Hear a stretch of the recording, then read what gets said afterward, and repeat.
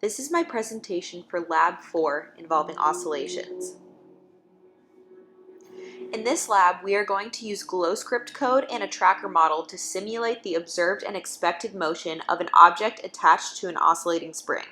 Our overall goal is to observe how the energy of the system changes during this oscillation. Some key topics that we will cover are the energy principle, which I will delve a little bit deeper into in just a second, Newton's second law, which we are pretty familiar with at this point, and spring mass systems. Here I just wanted to give an overview of some of the energy concepts we will be applying. The first equation states that kinetic energy is equal to 1/2 mv squared. The second equation says that gravitational potential energy is equal to mgh. The h is height or change in the y position. The third equation states that spring potential energy is equal to negative Ks, where K is a constant and S is the change in position of the spring, either stretching or compressing. Finally, the total energy of the system will equal all of these added together. I'll talk more about how these equations apply in my code. Here's my tracker video, and you can see the position data that I extracted on the right side.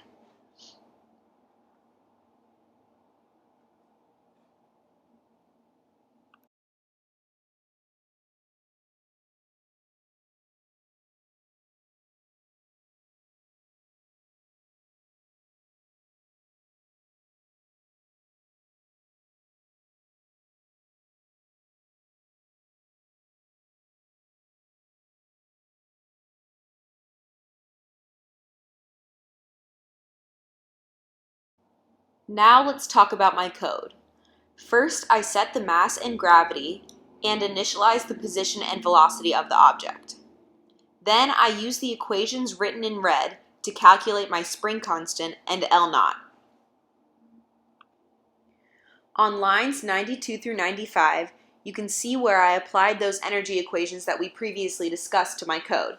And as we've done before, I applied Newton's second law to lines 123 and 125. Finally, I updated the spring and calculated the change in energy on lines 136 through 144 using those same equations that I just discussed. After running the code, you can see the change in energy graph and the position graphs. In the change in energy graph, the red line represents the change in gravitational potential energy. The blue line represents the change in kinetic energy. The green line represents the change in spring potential energy, and the orange line represents the total change in energy. Notice how the total change in energy remains constant at 0.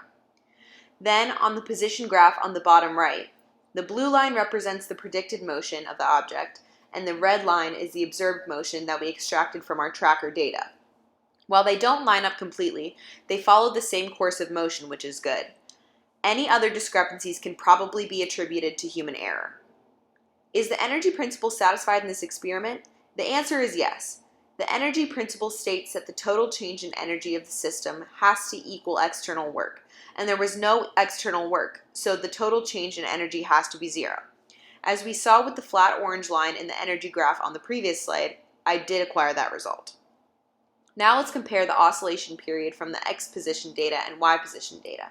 An oscillation period is, in simpler terms, the time it takes for the spring pendulum to swing back and forth one time. This is fairly easy to calculate using two different points on the crest of the line on our graph and subtracting the times.